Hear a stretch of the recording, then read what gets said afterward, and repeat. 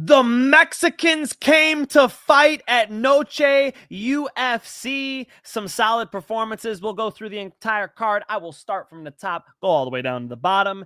Gene Silva gets crazy aggressive against Diego Lopes. Balls to the wall, going for it. And he landed some shit. I mean, Silva made it a fight for sure. But Diego Lopes, all he had to do was stay patient. It reminded me of like Lerone Murphy and Aaron Pico. I was just talking to Tyrell Fortune about this 20 minutes ago. Aaron Pico, dangerous, right? Exciting fighter, but going forward so much that Lerone Murphy knew he just had to stay patient, find his shot. And with Diego Lopes, it was just like, Silva was so emotional, talking to him, moving forward, hunting. He just knew, okay, I got to bite down on this mouthpiece. I got to capitalize. Anytime I can get on top, I'll catch the step forward, get on top, take the back. He landed some real damage from mount. I loved the ground and pound from Diego Lopes. Elbows. There's no fucking padding on your elbows. I mean, it was vicious ground and pound. And then even when he didn't get the finish there, he stayed patient and found a spinning back elbow eventually. There were moments where Silva was landing big shots and hurting him. It was a cool fight, but that was not the best strategy. That was not the best strategy. It's a 5-round fight. You think you could have kept that up for 5 rounds? I doubt it, right? The way he gets taken out is he gets caught, but he also could have maybe gassed. I mean, 25 minutes is a long time to be going guns a-blazing like Silva was. Props to Diego Lopes. He looked great. He's in great fucking shape, showing his IQ in there. His jiu-jitsu's nasty. He reminded everybody of it. His ground and pound looked good, and his striking ends up finishing it on the feet. He finished it on the feet. It's fucking impressive, and with an elbow, which is another reason why it reminds me of the Lerone Murphy, Aaron Pico fight. An absolutely staple performance from Diego Lopes. Problem here is Diego Lopes just lost to Volkanovski. So you heard him on the microphone. He's like, hey, I might need another fight. You guys like him on the fence, flicking people off and shit. He's got personality, man. They had some beef going on. Him in the corner. You saw him talking to the corner? The corner looked like a bunch of caged animals, caged pit bulls. Looking through that fence at Diego Lopes. These guys are about it. Congrats to Diego Lopes. Awesome performance. David Martinez defeats Rob Font. Rob Font was pressing forward a lot, but this was such a different matchup, and I think it mattered. You heard the commentary comment on it too. Originally, Rob Font was supposed to fight Raul Rosas Jr. This is about the opposite of Raul Rosas Jr. David Martinez, mobile, kicker, just a tough customer, trying to take Rob Font down too. That offense mattered. That put Rob Font in a place where he just couldn't quite get the boxing going enough. David Martinez, the rightful winner of that fight. Rafa Garcia knocking out Jared Gordon. What the fuck was... First off, the knee sleeve. Whenever somebody comes out in a knee sleeve, my knee's been bothering me, actually. I just cornered a grappling tournament Saturday morning, and I wore the double knee sleeve, right? So my buddy's like, yo, how them knees? Everybody at that tournament must think this guy's heel hook defense ain't no good. It's not because of heel hooks, and I'm feeling good now. Last time I was at the gym, I didn't wear them, okay? He comes out with a knee sleeve on. So I'm like, is he injured? Like, first thing, right? Soon as I see Jared fucking Gordon in a knee sleeve, I'm like, is he injured? And he doesn't find his groove. He doesn't really get going. Like, he's got good hands. He's got good boxing, but Rafa Garcia able to kind of explode in with big shots. I question. I am genuinely questioning whether Jared Gordon was injured. I mean, full credit to Rafa Garcia. He was able to fucking tuck his chin and land big shots and eventually got Jared Gordon out of there. He fought a great fight. Threatened him with the grappling as well. He's got a nasty guillotine. You saw Gordon roll to his back to get out of it. Veteran move. You guys have heard me comment on that before. people who are my OGs out there, you guys know how I feel about that. Never tap to a guillotine on top. You could always try to roll to your back and fight your way out. Take notes, Serial Gone. No, I think he was against the fence. I can't even hate on him for that. Nah, you could hate on him, but you get what I'm saying. Bad performance by Jared Gordon, honestly, but props go to Rafa Garcia. Alex fucking Hernandez taking out Diego Ferreira. Lock of the night on Premium Channel. I wanted to go 2 units on it, and damn it, I should have. When I originally dropped the bets, I literally dropped 2 fucking bets, and I only did 1 unit Alex, 1 unit on the parlay. I should have just gone 2 units Alex Hernandez because I was fucking confident in him here. Against Diego Ferreira. Diego Ferreira fights once a year, so you saw he couldn't quite get timing. He couldn't quite land well, and that was majorly because of the mobility of Alex Hernandez. It was a little extreme, honestly. Alex Hernandez was flying around that cage like a butterfly. I mean, that was a lot of side-to-side movements. Elbows up, side to side. For him, elbows down, but very hard to track down. So much so that his offense kind of suffered throughout the first round, and in the deep into the second as well. Eventually, he finds his shot. He explodes forward, puts a couple punches on Diego Ferreira, puts him down, and then comes in with some nice ground and pound, sharp shots too. Not big stupid stuff with the ground and pound, sharp straight shots. Gets the referee to step in a little late. I agree with DC. Come on, ref. But nevertheless, gets the stoppage. 2 stoppages in a row for Alex Hernandez, who was not the favorite. It was minus 118 for Diego Ferreira. So, I locked Alex Hernandez because I believe in the streak he's on. I believe he's in his prime now. And I think for Diego Ferreira, he's on the other side of that. I saw him trying to hunt. He was trying to get into a fight, but it really frustrated him that the footwork made Alex so hard to hit. Solid finish for Alex Hernandez. Another one. Kelvin Gastelum gets the decision over Stoltzfus. It was okay. Kelvin Gastelum missed weight, as y'all know. Kelvin Gastelum is... You have to wonder how seriously he's taking his career when he misses weight over and over again. I do appreciate his humility in the post-fight interview. They're like, how do you feel about this one? He goes, bittersweet. Bittersweet because I miss weight type thing. That was cool. To hear him acknowledge. He knows he fucked up. He fought well. I mean, his hands are fast. He likes to keep his hands down, kind of fight on the outside, but also pressure. He pressures, but he's far enough away where he can just defend most of the stuff you throw at him, especially the first shot. He's usually defending well. He can counter. He knows how to counter, and he also just knows how to get aggressive in moments. So let his hands go nicely, throwing some wild shit, but Kelvin Gastelum's just got that style. It's part of his style. He could drop the hands a little bit, loop his stuff a little bit, and get the job done against like a level of a Dustin Stoltzfus. He can. So props to Dustin Stoltzfus for taking the fight, even though Kelvin missed weight. And, it was a needed win for Kelvin Gastelum.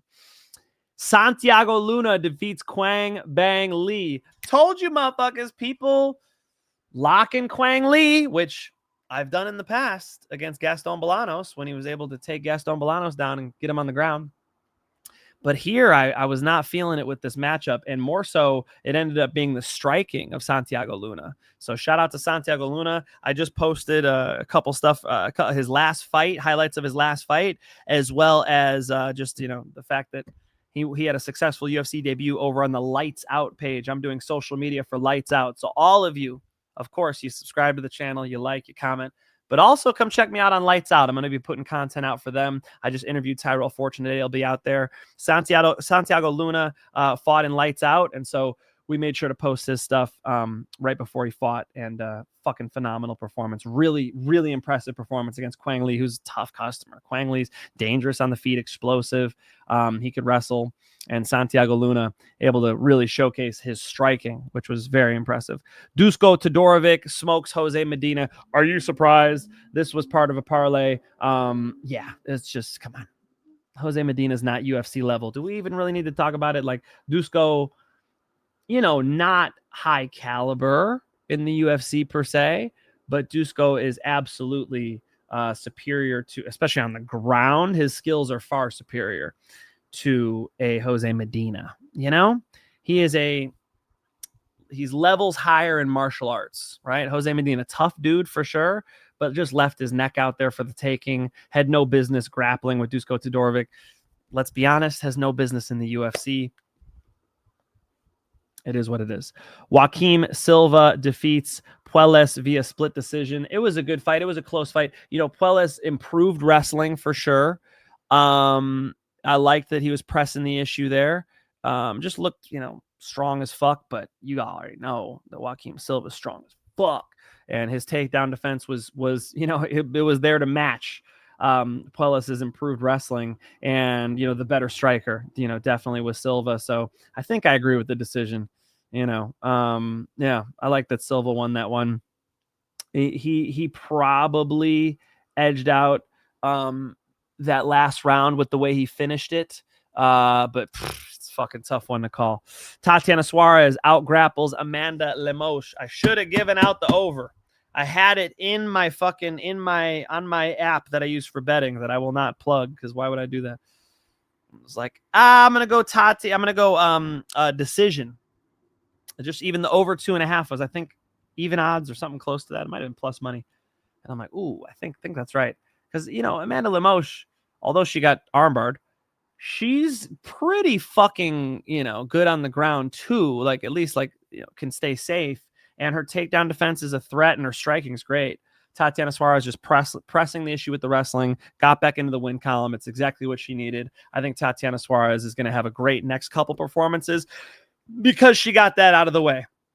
I think she really needed a good bounce back fight after the Weili fight. This was it, and you heard the commentators, hey, Lemos was super confident in the matchup, even though she's a 4-1 dog. And yeah, she went out there and meant business, but she's up against a girl who's just too goddamn good at wrestling, too goddamn good at grappling, and was able to not get submitted. Not the worst performance from Amanda Lemos either. Nice job by Tatiana Suarez. I think you'll see her in more exciting fights and finishing fights in the future. I do predict. Jesus Aguilar defeats Luis Gurule. Motherfucker can get into a fight, Again, just, the Mexicans came to fucking fight. Jesus Aguilar bit down on that mouthpiece, got into war. I think DC said, this guy ain't even nervous, something like that. It's true. He came out there ready to rock, pressing the issue right away. And Gurule just too much on defense, Gurule, I think, as they were saying.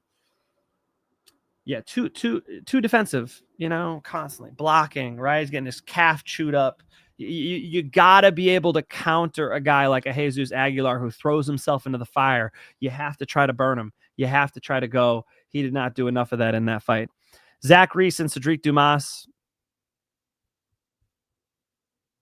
Y'all really think he couldn't stand up? Do you really think that Cedric Dumas could not stand up? I've seen some bad nut shots in my day, okay?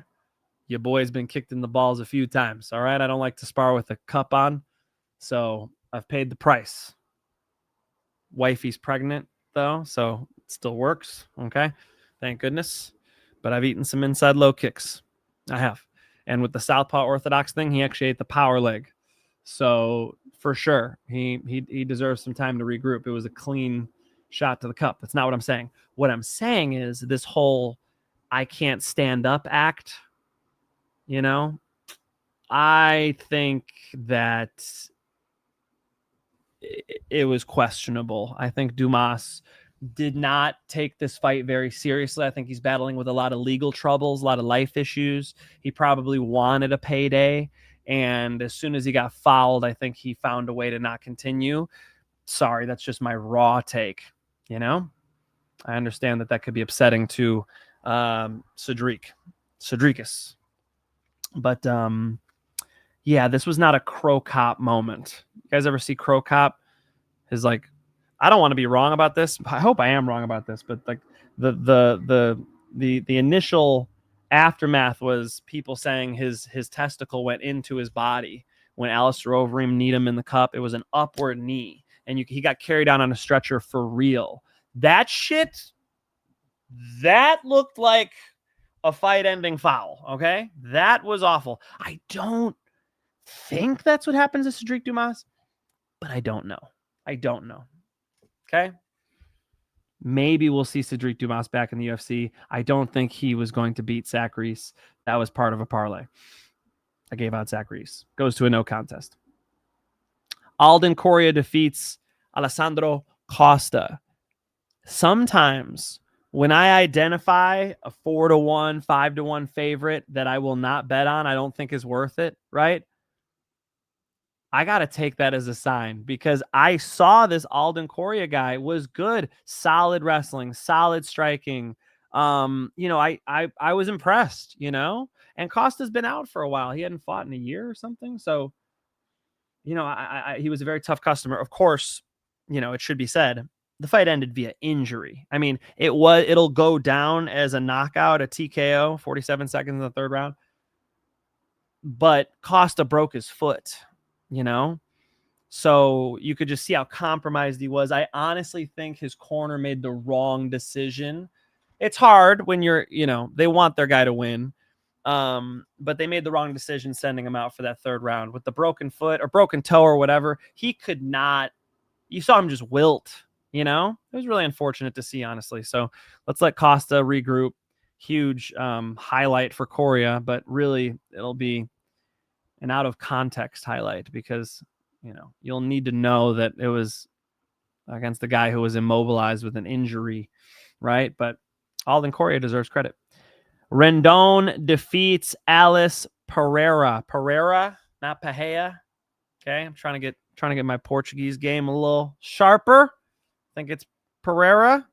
So it's Hoist if it begins with the R. I'm learning, okay? I'm learning. Trying my best.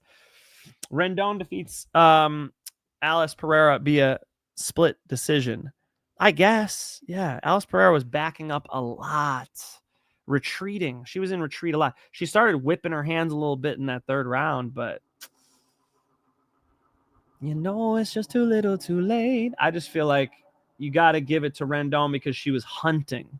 Now, how many punches did Rendon miss? Especially in that first round, it was getting goofy. She would just throw like a jab cross that she knew was not going to land. She knew it. Her opponent was backing up and she just fucking extends a jab out there. It's like, it's obviously not going to land, but maybe that wasn't maybe she just wanted to keep putting some stuff out there because she felt like she wasn't getting countered, right? And Alice, she showed a lot of holes in her timing and her, ability to counter punch and her ability to stop fucking retreating the whole time. Like, she's got some athleticism. You could see the tools, but she totally looked 19 years old. She totally fought like she was 19 years old. She's going to need a lot more seasoning to be able to execute at a higher level here in the UFC. Otherwise, this is going to keep happening to her. The UFC is real good with their matchmaking and signing prospects, but this one might have been a little too soon, y'all. They're really going to have to try to find the right matchups for this girl. You got to take care of her like a Bo Nickel or like a, bring her up with some, Valentine, whoever Bo Nickel knocked out, right? Give her some of those. They're going to need to literally sign girls just for her to fucking beat. I mean, it, sounds that's how it's done. Okay. That's how it's done. You want to make a prospect, you got to get them confident and finding their timing. And Alice Pereira, lots to be desired, but has weapons. Like, you can see that there's talent. You can see that there's something. Her takedown defense was pretty good. She's definitely got some ability with her hands. I love the flying knee. She was like a flying switch knee last 10 seconds of the fight, which was actually pretty dope. I don't think it landed, but you could tell that we can get to a point where this girl's 24 years old and she's like real fucking good. Not yet. Danil Donchenko defeats Cezinando. His fucking striking is incredible. His striking's fucking incredible. You can't fuck with Donchenko's striking. I was very confident in him. And Donchenko gets it done. He is the ultimate fighter, and he absolutely deserves it. Yeah, I'm excited to see him in the UFC. That's a real prospect to watch. It's just fun fights. Like how are you going to have a bad matchup with him, right? What, somebody's going to hold him down? There's not a lot of that going on. I believe Donchenko is a real fucking problem. All right. You aren't going to see me for a minute. So what I'm going to have to do is create content out with interviews and stuff, because we've got, 2 weeks until we got Carlos Ulberg fighting Dominic Reyes in a pretty cool matchup. Cool to see Dominic Reyes, back in the mix against the Carlos Ulberg. I'll be breaking that one down as it approaches. I might give you some early picks. I don't know what I'll do, but this week I have Lights Out. So I will be working for Sean Merriman's Lights Out Extreme Fighting. They got their event over here in Long Beach. I just interviewed Tyrell Fortune. I'll get that uploaded. I will get an interview up with Sean Merriman soon. And I've been making content with Jake the Barbarian Babian. The Barbabian, excuse me. And I hope you like that. I already put one of them out, but we're gonna shoot something on Tuesday. I think you guys will like. And yeah, I'm just gonna have fun with this. Gonna have fun with this job. So check out those interviews. I'll have more and more Lights Out fighters on, and it helps me there, and it gives me content for y'all. We could hang out a little bit. Me and Tyrell Fortune even talked about Charlie Kirk. Okay. We'll have some fun content out for you guys. Tyrell Fortune is trying to make it into the UFC. I mean, after we were done, me and Tyrell Fortune talked for over an hour. So Tyrell Fortune is now my best friend. Okay. He just had a kid 20 days ago. And, my wife is pregnant. So we talked a lot about that. We talked a lot about fucking politics, the UFC. I mean, we went all over the place. We were talking about drug testing. We were talking about PFL because he signed with the PFL, and a lot of things I'll keep between me and Tyrell. But yeah, he's a good dude, and he's absolutely, on his way to the UFC. I think you guys will see Tyrell Fortune in the UFC in 2026. He needs to keep scoring finishes. He scored a finish in his Lights Out debut, scored a finish in his last fight really quickly. Now he's fighting that dude's brother on Saturday. So excited to, bear witness to that one and help promote Tyrell Fortune. Cool. All right. Everybody good? I appreciate y'all as always. You guys can still catch me. I'll be dropping content all week. All right. Come check out my social medias outside of YouTube as well. So Mike Finch MMA on Instagram. I'll keep having content there. And a lot of times I collab it with Mike Finch Show Instagram. It's my favorite place to be. Yes, I will try to dabble into X and TikTok, but fuck, bro. I just like Instagram better. I like YouTube better. Is that okay? You guys are my favorite. Is that cool? But, on an off week, I think you guys get more content over on the gram. You dig? I appreciate y'all. Until next time, it's peace and love.